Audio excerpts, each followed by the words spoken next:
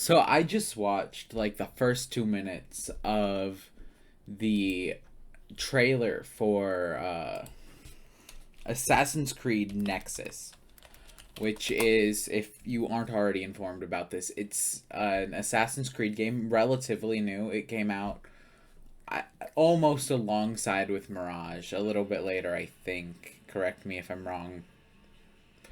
Um, and basically, it is three assassins in one game, and it is all in VR, which is one of my favorite forms of playing games. It's really fun, and it feels like just so. The way you feel when you're playing VR is just so different in comparison to other games. So I'm really excited to eventually play this on a video. So we're going to go ahead and watch the trailer. The full trailer I saw, as I said, like the first 2 minutes of like their 8-minute release thing. Which when I saw it, I was so hyped, and I was like, maybe I should record this because, like, it just felt so cool to me. So let's get into this trailer. MetaQuest. Nexus is the first game in VR for Assassin's Creed. So it's the first time that you can play Assassin's Creed in first person. It's the first time you can play multiple assassins in the same game. So across three different settings, three different assassins, and That's weird. It's like you don't think about it till it's really said, and ignore the cut on the finger. I don't even remember what happened there. But like, I don't know. I didn't really remember that. The fact, like, it's weird that we don't realize something like that until it's said. The fact that there really hasn't been a first-person Assassin's Creed title. full range of iconic AC actions like Hidden Blade, Stealth, Combat, Leap of Faith, Parkour, Climbing, Throwing Knives, all these types of weapons. Did they just... Are we gonna have a bow and arrow? The Tomahawk of Connor, all of that stuff we put in the game because we really wanted to make it a true AC experience. So, yeah, I do really wonder how that's gonna be the countering, because that's what it looked like. It absolutely looked like that was supposed to be a counter. But the way, like, the arm moved there, like, it almost seemed like an animation, which I feel might be weird to work in animations like that, like, while you're also moving your arm differently. I don't know. I mean, I could just be wrong, and they just have a very animated way of doing it, whomever was experimenting. Anyway. Parkour is obviously one of the iconic AC actions that we think players are going to be really excited to do. Yeah, I do wonder how exactly parkour is going to be done. I'm probably going to be buying the game and playing it in some videos, and I really hope that people might enjoy that. In Nexus, running across the rooftops in large open urban areas is something that really is so fundamental to the brand that I didn't feel like we could compromise on it. So the team has done some amazing technical wizardry to allow the player to basically approach all these maps from 360 degrees. You can see it, you can climb it, you can parkour it. So from Venice to Greece to Boston and even new areas like Newport for Connor, they're all what we call open map environments. The player can traverse on the ground, scale the walls, climb the rooftops. It does kind of look like Blade and Sorcery in that aspect. Like a lot of those were sharp angles that they were grabbing onto, even like that side angle that they grabbed. So that's up, sideways, even backwards, like across a street, which is really cool to do. There's sort of feet-to-feet jumps where you're landing and you keep going. Then there's feet-to-grab jumps, so you jump, you have to grab, mantle, and keep going. Or there's, you know, these. Okay, stealth.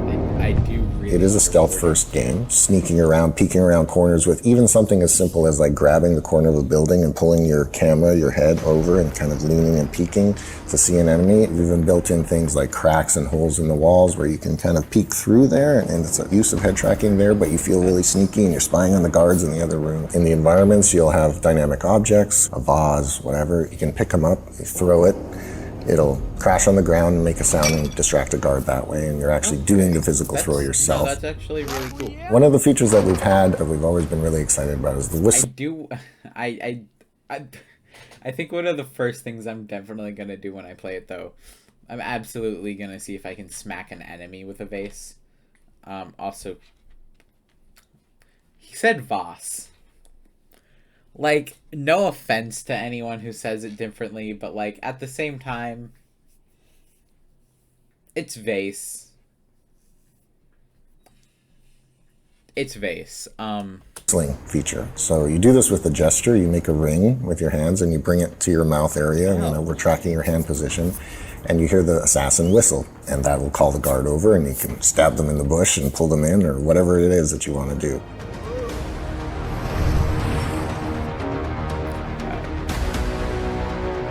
I said that out loud. Whoops. The hidden blade, I would say, is the most important feature in the game, really, if I had to pick one. You pull the top trigger on the controller and you flick your wrist open and the blade comes out. Everybody who tried it, it was always their favorite thing in the game. As we know.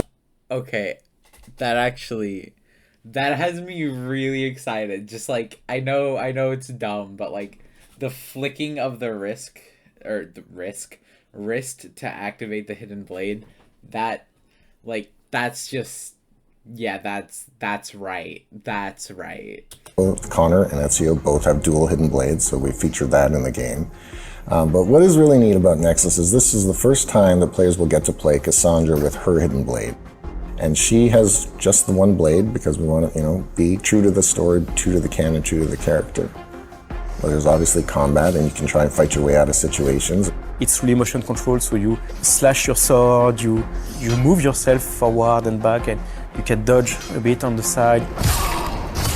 It's really blocking, attacking, and what we call opportunity windows. So when you block, an enemy will come and swing their weapon at you, and you need to physically put your sword or tomahawk in the way of it and block just like you would imagine it happening in real life. Then you'll stagger them and create this opportunity window that you can then follow up with strikes and do more damage. We want to create this sense of fighting like a master assassin, but it's going to take time to learn it because you're actually doing your physical gestures and, you know, having to time things. They all have a primary weapon. Connor has the tomahawk, Ezio and Cassandra both have a... Okay, like, it does seem cool, but I'm gonna say, like, I feel like that combat is gonna admittedly not be as fun as something like Blade and Sorcery's combat. I'm not saying that Blade and Sorcery has better combat, but like it has more intuitive combat. Or something like Broken Edge where you're playing against other players. I'm sure that that's also going to just like I feel like this is going to be very simplistic in comparison to stuff like that. Like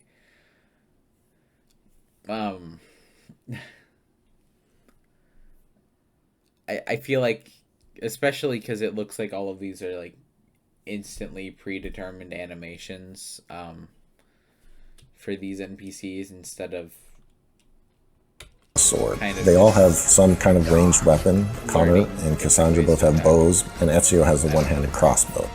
They all have throwing knives and smoke bombs. So you feel familiar and comfortable playing these assassins with the sort of core weapon set that they have, but there's also some nice... I know how to describe it. Since it's all like super predetermined looking animations for attacking, once you pick it up and you know how to block them, you're gonna be doing it every time without fail. And I feel like that's just gonna make the combat a little annoying, honestly. But other than that, I'm really excited for this. I don't know. Specialization of There might who be they better are. stuff.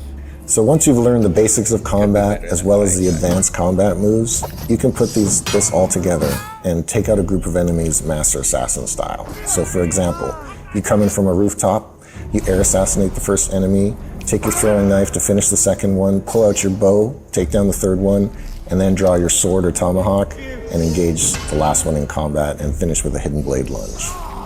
Another iconic AC experience is, of course, air assassination, right? It's really thrilling to do in VR and in first person. So there's even some additional nuances that are part of it. So for example, if you're sprinting, you're like dropping down on your enemy and just, you know, I don't know. Anyway. Your air assassination distance will be increased. So you can sprint to the edge of a rooftop, hit the button, and fly further and have even a more dramatic, long jump kind of kill. Even using the bow as you jump into the air assassination, that slow-mo that we... Okay, so I want to know if there's aim assist. Because, like, that shot with the bow, like, I feel like I could do that in Blade and Sorcery without a problem. And every game in VR, especially with weapons like that, it's a little different. Like Zenith, I both love and hate the bow in Zenith. For the Cyber Ninja or Warrior or whatever it is, my issue for it is like it's so directly like out, like it's straight in line with your arm. I really wish that they would offset the handle just a little bit from like picking it up in comparison to like Blade and Sorcery, where it is offset a little bit from where you would grab it. So you're pulling from like here or like here-ish. Let me get that in frame. Like here instead of from here. So hopefully they do that. I think that would make the bow a little better. But, like, that shot, for example, while they were jumping off, like... You're sprinting, your air assassination distance will be increased. So you can sprint to the edge of a... Even using the bow as you jump into the... Like, I don't know, it almost looks like there was aim assist there because that, or maybe they just did that a bunch of times and practiced it. I don't know. I just feel like, honestly, I don't want there to be an aim assist situation for the bow. I really want it to be like genuine aiming. I like bows. To the air assassination, that slow-mo that we turn on can give you enough time to fire an arrow in midair like a badass master assassin. So comfort for VR is really essential, it's key because we don't want them to feel any nausea. That was a priority from the start. Luckily, I've been working on this subject for quite many years. There is lots of options to make full locomotion in the world comfortable. There is vignetic system, there is a tunnel vision. It's quite effective to make the game comfortable. We also have a teleport lock. So I don't use comfort settings. So like this is something I do care a little less about and probably won't talk a whole lot during. Yeah, I don't care about comfort settings. I will almost always play with whatever feels the coolest rather than whatever makes me feel like I'm not going to throw up. To be fair, I also don't really ever get that feeling like I'm going to throw up while playing VR. And I think that's honestly a tolerance thing that you have to like build up on your own. So, locomotion feature which allows to remove completely locomotion through the space if you need or if you want. Auto parkour is one that allows basically parkour to be done automatically, so you just have to look where you want to go. You are going to see previews of the jumps you're going to make, and you don't need to press buttons, you don't need to do particular actions, but we had to make sure that it still feels like Assassin's Creed and it still feels like you are doing parkour and you are making the choices. You know, also doing the leap of faith. That's amazing in VR. Might not be for everyone, or it might be fearful for some people. We developed that feature called Fear of Height, so it allows you to turn on and off some grid to basically what's the ground in your real play space. Or you can even toggle a 3D grid around you, and It allows you to understand that actually your ground is very close by, so it helps people that might be afraid of heights, even if you can't reach out. So this is future me editing the video, and I saw them pulling back the bow, and it looks pretty good. Like, I just cut, and you can see that it looks pretty good. It doesn't look like it's going to be cumbersome or annoying. Looks kind of intuitive, so I'm looking forward to it. For you to hold buttons or things like that, then we have something for you. We try to really develop many features to make the game fun and enjoyable by everyone. Through testing of comfort and accessibility of the game, we've seen that almost everyone can be comfortable with the game. There's a feature for them because we developed lots of comfort features and we developed lots of accessibility features. That is the real fantasy of Nexus, is actually being a master assassin yourself.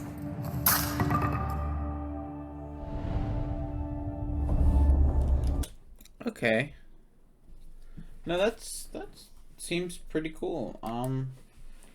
I guess just to wrap things up there. Whoops, did not mean to click on another video. So to wrap things up there, I don't know. It seems really interesting, and I can't wait to play it. I know it's already out, so I'll probably do a video on it sometime next week, hopefully. If not next week, the week after that. Fridays, as like today's Friday, it's like my #1 filming day. It's the time I have, or it's the day I have the most time to do stuff like this. So if I don't get it done this Friday or next Friday, expect it the Friday after that. So yeah, I have a couple video things already lined up today. Some small shorts, some other stuff like that. So I can't wait to see you all there. And I'll give you a little tidbit of something. I spent 10 hours learning guitar, and this is what I've learned. And as always, ladies and gentlemen, remember to like, sub, and comment to let me know what you like about this video and what you might want to see in the future.